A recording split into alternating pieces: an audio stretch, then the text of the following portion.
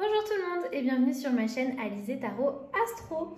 On se retrouve aujourd'hui pour une vidéo de guidance pour le mois d'octobre 2020 pour les personnes qui sont nées sous le signe astrologique chinois du cheval.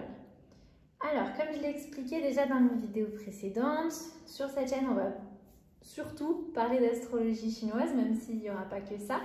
Et du coup, si vous ne connaissez pas votre signe, je vous invite vraiment à aller vérifier ça sur internet. Ça se fait très rapidement, très facilement. Et du coup, de manière globale, je peux quand même dire que pour les personnes qui vont être nées sous le signe du cheval, il va s'agir des années de naissance 1930, 1942, 1954, 1966, 1978, 1990, 2002 et 2014. On est sur des cycles de 12 ans. Je dis que c'est d'une manière globale que je vous dis ça, puisqu'effectivement, on parle ici en années chinoises, qui sont un petit peu différentes de celles de notre calendrier grégorien. Et donc, particulièrement si vous êtes né en début d'année, janvier-février, vous ne serez peut-être pas concerné par le signe du cheval. Donc voilà, c'est vraiment une démarche que je vous invite à faire, c'est toujours intéressant. Pour les personnes qui savent déjà que leur signe c'est le cheval, c'est bon, c'est sûr. Bienvenue à nouveau et puis du coup je vous explique le programme. Alors on va commencer par une première partie de tirage qui se fera avec le Lucid Dreams Beginner Tarot de la boutique Etsy Saint-Soleil, qui est une boutique australienne qui est vraiment très belle. Elle fait du très bon travail, je vous invite vraiment à aller vérifier tout ça. Je ne suis pas payée pour le dire, c'est juste que je le pense vraiment, sincèrement. On va aller tirer 8 cartes avec ce tarot pour une première partie plus générale pour toutes les personnes qui sont nées sous le signe du cheval. Et puis après, comme pour le mois dernier, on va aller tirer une carte d'oracle. Cette fois-ci, on travaille avec l'oracle de l'art, qui est tout beau, tout neuf et que j'ai reçu juste avant de commencer mes vidéos de guidance pour le mois d'octobre et que du coup, on étrenne ensemble pour ce mois d'octobre. Pour les cartes d'oracle, je ferai comme la dernière fois, une carte pour chaque élément. On reviendra là-dessus en seconde partie de vidéo. Du coup, on commence tout de suite, sans plus tarder, avec la première partie du tirage. Hop. Donc, comme j'ai dit, 8 cartes. On va bien mélanger tout ça. Et puis on est content, mais pour le moment, je veux juste bien battre le papier.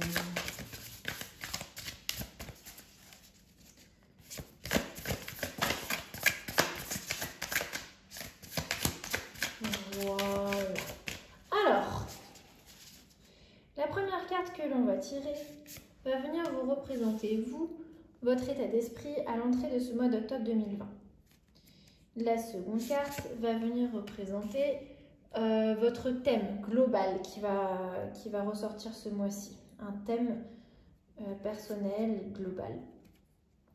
La troisième carte va venir nous parler d'un accomplissement. La quatrième carte va nous parler de quelque chose à éviter. La cinquième carte va nous parler au contraire de quelque chose que vous pouvez accueillir.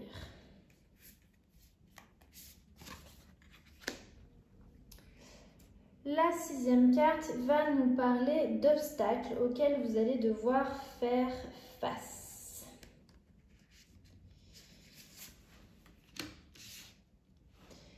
La septième carte va venir nous indiquer où est-ce que vous pourrez trouver du support par rapport à ces obstacles.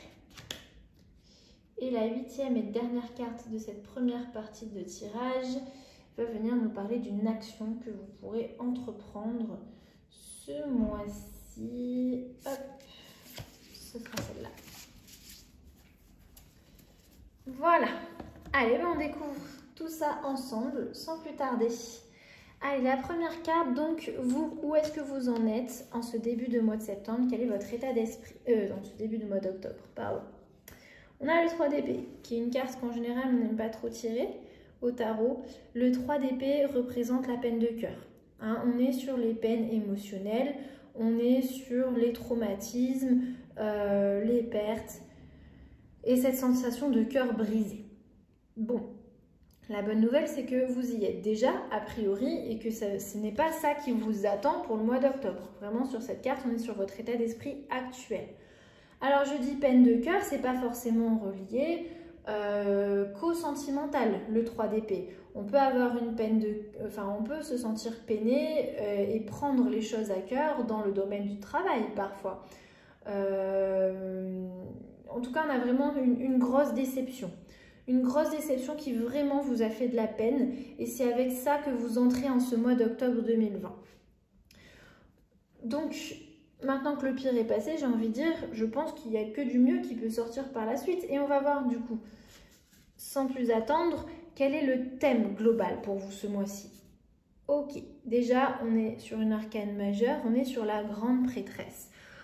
On va aller un petit peu se reconnecter. Le 3 d'épée était lié au monde du mental, hein, puisque les épées, la grande prêtresse va venir nous parler de se reconnecter un petit peu à cette part innée, cette part intuitive que l'on a à l'intérieur de nous. La grande prêtresse, ou la papesse aussi, comme on peut parfois l'appeler, vient nous parler d'avoir tout le savoir nécessaire à l'intérieur de nous et d'être vraiment en position d'écoute par rapport à ce savoir. C'est la spiritualité de manière générale, d'accord? C'est se reconnecter à soi-même, s'écouter un petit peu plus. Ce mois-ci, vous allez être capable de faire ça, de vous reconnecter à vous-même, à votre intuition, à vos ressentis, à tous ces savoirs, toutes ces connaissances qui étaient déjà en vous, mais que peut-être ces derniers temps, vous n'aviez plus trop écouté. Alors, un accomplissement pour vous ce mois-ci. On a le roi de bâton. Ok, super. Le roi de bâton, il vient nous parler d'être audacieux, d'oser faire les choses, de faire marcher un petit peu son charme, son magnétisme pour pouvoir mettre en œuvre les projets qui nous tiennent à cœur. C'est une carte de pouvoir, d'audace. C'est une carte qui est très optimiste et qui nous parle d'être en contrôle, de vraiment manifester tout ce qui est nécessaire et que cela va nous permettre d'obtenir ce que l'on veut, du coup. D'accord ? Un accomplissement pour vous ce mois-ci, c'est cette position justement de ne plus se sentir comme une victime. Vraiment, on dépasse ce stade-là. J'ai l'impression que vraiment vous allez pouvoir mettre tout ça derrière vous. On va voir avec la suite des cartes, je me trompe peut-être. Mais on a l'impression que vraiment ce mois-ci, votre accomplissement, ça va être justement de reprendre le contrôle. De se remontrer un petit peu audacieux, d'oser reprendre des risques petit à petit et de reprendre vraiment sa vie en contrôle pour pouvoir aller vraiment chercher ce que l'on veut. D'accord ? Et c'est vraiment un très fort accomplissement pour vous ce mois-ci. On va voir par contre ce qu'il va falloir éviter. Ok, on a la reine de bâton. La reine de bâton, on est sur un degré un petit peu moindre. C'est la carte qui vient juste avant le roi de bâton. Dans son sens négatif, elle vient nous parler d'être un petit peu trop, comment dire, exigeant.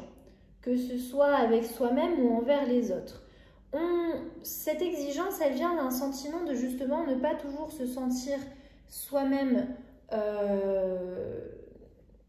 assez, comment dire, ça vient d'un sentiment où on a du mal à sentir nos propres valeurs et du coup on va être très exigeant d'abord envers nous-mêmes et aussi envers les autres. Forcément, si on doute de nous, on va aussi aller douter des autres, puisqu'on a tendance à agir en miroir avec les autres comme on agit envers nous, d'accord? La reine de bâton, elle vient vous demander d'éviter cette posture ce mois-ci. Essayez de reprendre confiance en vous. On voit que vous allez y arriver vu que c'est vraiment la carte d'accomplissement pour vous ce mois-ci. Essayez de reprendre confiance en vous donc et n'allez pas justement canaliser ces sentiments négatifs que vous avez apportés avec vous en ce début de mois. Je ne sais pas ce qui s'est passé au mois de septembre ou avant, mais en tout cas, on sent qu'il y a un bagage qui arrive avec vous ce mois-ci. Ne laissez pas ce bagage émotionnel un petit peu négatif faire perdre confiance en vous et vous rendre trop exigeant envers vous ou envers les autres. D'accord? Voilà sur ce que vous devriez éviter ce mois-ci. Et on va voir au contraire quelque chose que vous pouvez accueillir ce mois-ci. On a de nouveau un roi, donc vraiment des énergies très affirmées ce mois-ci pour vous, que vous pouvez accueillir. Le roi de denier nous parle, donc avec les bâtons, on était vraiment sur le domaine du désir et de ce que l'on veut manifester, on est sur l'élément du feu. Avec le denier, on est sur l'élément de la terre et donc plutôt des choses matérielles. Et donc le roi de denier, c'est vraiment la prospérité. C'est vraiment ce sentiment d'abondance, d'avoir tout ce qui est nécessaire au niveau de vos ressources. Et du coup, il va falloir accueillir ça. Ce mois-ci, il ne va pas falloir se mettre à douter de ça aussi et se dire « Ouh là là, oui, mais pour combien de temps? Je ne sais pas. » Non, vous avez ce qu'il faut. Ne vous inquiétez pas. Vous pouvez accueillir cette abondance. Vous pouvez vous reposer dessus. Vous pouvez la dépenser comme vous le souhaitez. Alors, je ne vous dis pas non plus de tout claquer comme des fous, toutes mesures gardées, évidemment. Mais vous pouvez en tout cas vous permettre de dépenser vos ressources ce mois-ci pour vous faire du bien, mais aussi pour partager peut-être avec les personnes qui vous sont chères, puisqu'avec cette énergie du roi de denier, on est un peu sur le patriarche qui veut prendre soin de ses proches, de sa famille, d'accord? Voilà ce que vous pourrez accueillir ce mois-ci, ce sentiment de sécurité matérielle un petit peu. On va maintenant aller voir les obstacles auxquels vous allez devoir faire face ce mois-ci. On a le pendu renversé. Alors le pendu renversé, qu'est-ce qu'il vient nous dire? Il vient nous parler des choses qui prennent du retard, d'accord? Il y a des indécisions peut-être. Alors encore une fois, il peut s'agir du domaine du travail, comme du domaine relationnel, de décisions juridiques, je ne sais pas. On est sur un tirage général, évidemment. Vous prenez ce qui vous parle au moment où vous écouterez cette vidéo. En tout cas, ça nous parle de choses qui prennent du retard. Il y a une espèce de notion de résistance face à quelque chose que vous voudriez avoir. La carte du pendu, c'est vraiment la carte de l'immobilité au tarot, d'accord? De la stagnation. Et ça ne dépend probablement pas de vous, en fait. Ces retards, ces indécisions, cette immobilité, en tout cas, ne dépend pas de vous. Elle est probablement extérieure à vous et c'est peut-être, du coup, vous allez sûrement le ressentir comme un obstacle parce que vous serez là en train de vous dire « Mais oui, mais moi, je veux que ça avance là, maintenant, ça m'a saoulé, tous ces petits retards, toutes ces petites choses qui à chaque fois repoussent toujours ce que je voudrais avoir. » Ça va vous frustrer, c'est vraiment un obstacle pour vous ce mois-ci. Et du coup, on va aller voir où est-ce que vous pourrez trouver du support par rapport à cet obstacle. Ok, très bien. On a le monde, c'est quand même la 3e arcane majeure qui ressort pour vous. Le monde vient nous parler d'être en harmonie avec avec tous les aspects de notre vie, en fait, avec même notre environnement, notre entourage. Le monde nous parle d'accomplissement. C'est la 21e et dernière carte des arcanes majeures au tarot. C'est vraiment la carte de l'accomplissement, de l'harmonie, du sens, de la réussite. C'est-à-dire, ah, ça y est, maintenant j'ai l'impression que j'y suis arrivée, j'ai tout ce dont j'ai toujours voulu. C'est ce sentiment-là, le monde, la complétude. Je ne sais pas si ça... Oui, la complétude, ça se dit. En tout cas, on est vraiment sur cette énergie-là. Où est-ce que vous pourrez trouver du support ce mois-ci dans les différentes facettes de votre vie? Et on a vu qu'effectivement, on a l'aspect matériel qui vient vous dire que vous avez ce qu'il faut. On a l'aspect de vos désirs, de vos envies qui vous disent que vous allez savoir un petit peu, même pas un petit peu, que vous allez carrément savoir vous diriger et être audacieux pour obtenir ce que vous voulez. On a la grande prêtresse qui nous parle de votre intuition, de votre savoir intérieur qui est présent. Vous avez beaucoup de facettes de votre vie qui sont de vous-même en tout cas, qui vont être vraiment des ressources nécessaires pour pouvoir justement accepter plus facilement les blocages. Ça signifie pas que ça va vous permettre d'enlever les blocages, d'accord? ça va vous permettre de justement pouvoir mieux les accepter, mieux être patient. En tout cas, c'est comme ça que je le ressens. Mais éventuellement, ça reste quand même une carte très positive et du coup, je pense qu'éventuellement, effectivement, ces blocages-là vont finir par disparaître. On est sur une carte de l'immobilité, mais on n'est pas sur une carte de l'immobilité pour toujours avec le pendu, d'accord? Ça va bien finir par bouger, ne vous inquiétez pas. Pour finir cette première partie de tirage, on va aller voir une action que vous pouvez entreprendre ce mois-ci. Ok, et ben quatrième et dernier arcane majeur. La dernière ligne, que des arcanes majeurs. Hein. On a les amoureux. La carte des amoureux, elle nous parle forcément dans un premier temps d'un lien d'âme à âme, d'accord? Un lien relationnel très fort qui peut effectivement être romantique, mais qui peut également être une amitié très très forte ou quelqu'un de votre famille que vous aimez beaucoup. En tout cas, on a vraiment un lien d'âme à âme ce mois-ci, mais surtout, et puisqu'on est effectivement dans la carte de quelle action entreprendre, la carte de l'amoureux vient nous parler de faire un choix, de prendre une décision par rapport à nos valeurs. Souvent, la carte de l'amoureux, c'est un petit peu la question du choix entre ce que voudrait notre inconscient, ce que voudrait notre cœur et ce que voudrait notre mental, par exemple. On est sur ce genre de décisions qui sont vraiment pas faciles à prendre. En tout cas, une action à entreprendre pour vous ce mois-ci, ça va être de prendre une décision, de choisir par rapport à deux options qui vous plaisent toutes les deux beaucoup pour des raisons très différentes. Deux options qui, a priori, vous semblent très opposées. Ok. C'est un petit peu frustrant de finir là-dessus, on a envie d'en savoir plus. Du coup, est-ce qu'on tirerait pas une autre carte pour voir un petit peu, pour avoir un petit peu un éclairage, parce qu'on finit là-dessus en suspense, quoi. On a l'impression d'être à la fin d'une série et hop, la suite au prochain épisode. Allez, j'ai envie d'aller tirer une carte par-dessus, on va aller voir ça. Est-ce qu'on peut avoir une indication un petit peu supplémentaire? Oui, elle est là, par rapport à ce choix. Ok, on a le 3 de coupe, les coupes qui étaient la seule suite d'arcanes mineures qui n'était pas encore sortie, les coupes qui nous parlent d'émotionnel, de vraiment partager des moments de communion vraiment avec vos proches. Ça nous parle d'être social, de célébrer, de fêter, de moments comme ça vraiment de joie partagée avec les personnes que l'on aime.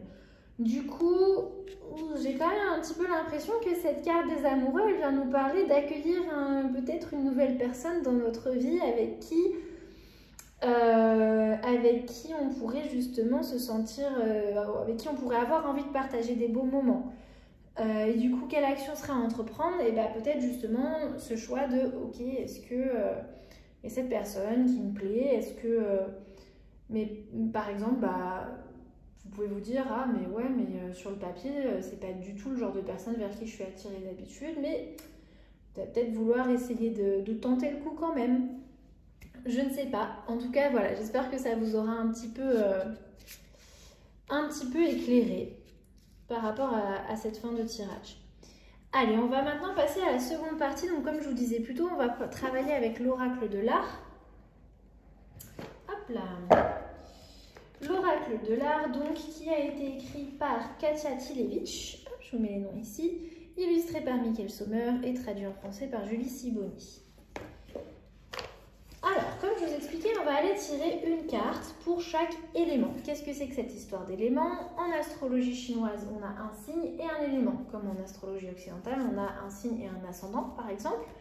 Là, il y a 5 éléments. Le bois, le feu, l'eau, la terre, le bois, le feu, l'eau, la terre et le métal ou l'or, c'est la même chose. Comment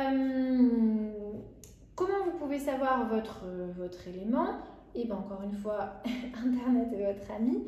Je vais vous donner des pistes, mais je vous invite quand même à aller vérifier de votre côté parce qu'on parle encore une fois en année chinoise et non pas avec notre calendrier grégorien. Donc voilà, ça peut différer un petit peu, surtout pour les personnes nées en début d'année. Nous, on va du coup aller tirer une carte pour chaque élément en commençant avec les personnes qui sont nées sous le signe du cheval d'or ou cheval de métal. Il va s'agir des personnes qui a priori sont nées en 1930 ou en 1990.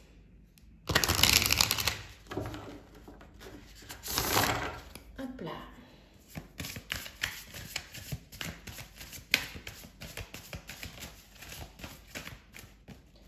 Et hop. On a Rem Koolhaas,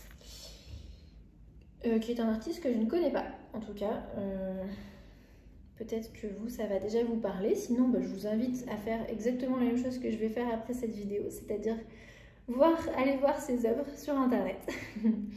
Alors, dans ces cartes de l'oracle de l'art, on a 3 domaines.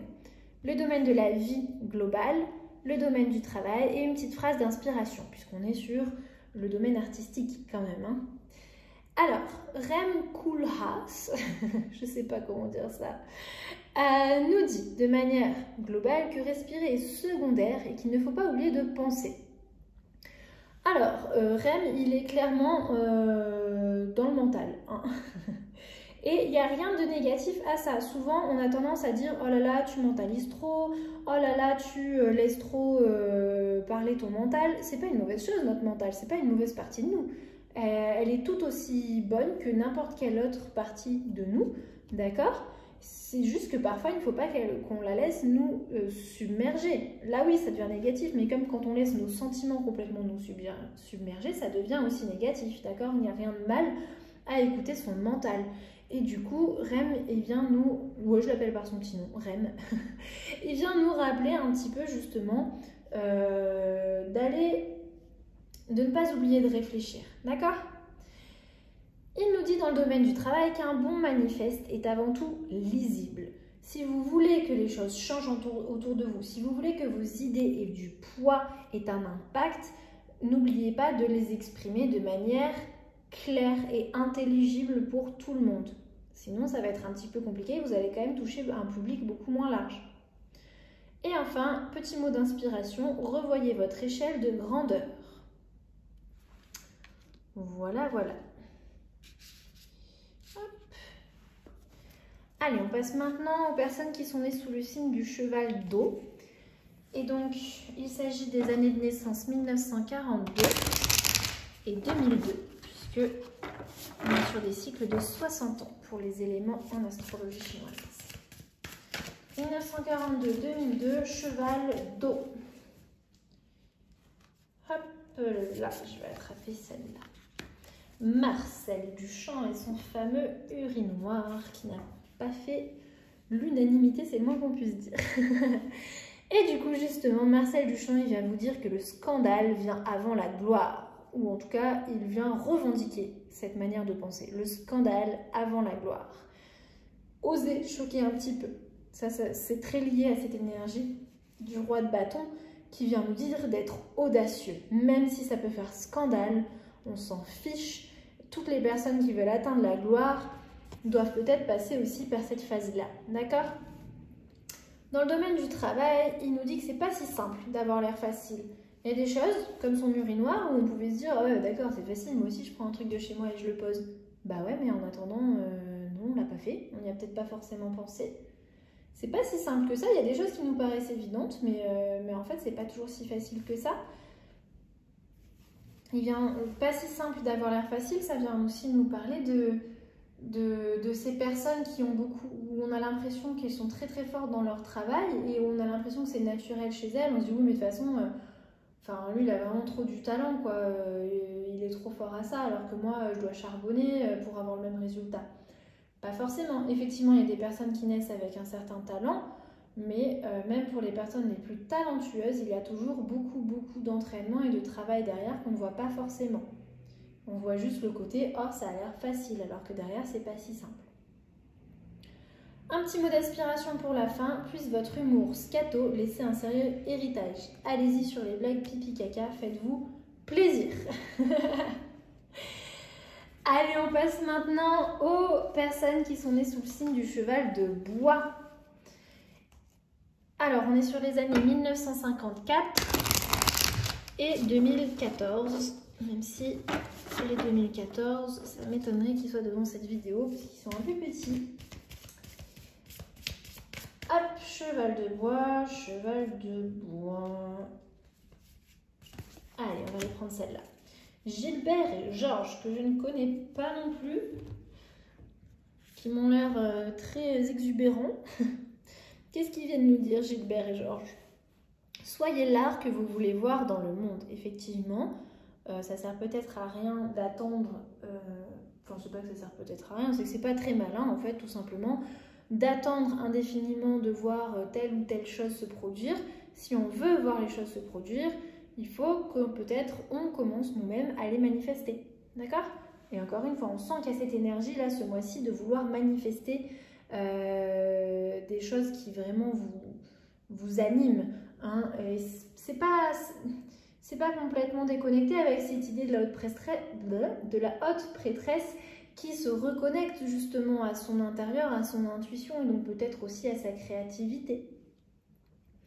Dans le domaine du travail, ils vous disent que votre travail ne doit pas être égoïste. Voilà, je ne commenterai pas beaucoup plus là-dessus, je trouve que c'est assez clair comme ça. Et un petit mot d'inspiration, la vie est un bal costumé. Oui, effectivement, ça avait l'air très peps, très coloré leur univers. Hein. Enfin, je parle au passé, j'en sais rien, ça se trouve ils sont encore vivants, je sais pas. Allez, on passe maintenant au cheval de feu. Le cheval de feu, c'est pour les personnes qui sont nées en 1966. Hop, 1966. Oups, là, ça a sauté. Cheval de feu. Ah, qui a sauté? Vassili Kandinsky. Je crois que c'est la 3e fois quand même qu'il sort dans ces tirages du mois d'octobre. Il vient vous parler de... Il vous propose ceci, transcender les systèmes pour trouver l'esprit. Il vient vous dire de voir plus loin, d'accord? D'aller savoir percer justement l'apparence des systèmes pour pouvoir aller chercher l'esprit qui y est derrière. Dans le domaine du travail, il vous propose d'écouter la musique avec les yeux, c'est-à-dire de savoir un petit peu plus regarder et peut-être un petit peu moins écouter, ou en tout cas d'essayer de voir les choses d'un autre point de vue, de faire passer les informations que vous recevez par un autre prisme peut-être. Petit mot d'inspiration, commencez par un point. On est vraiment dans cette idée de renverser un petit peu les codes, d'aller chercher à faire les choses différemment. Voilà pour le cheval de feu. Et donc on va terminer avec une dernière carte pour le cheval de terre. Le cheval de terre, il va s'agir des personnes qui sont nées en 1979.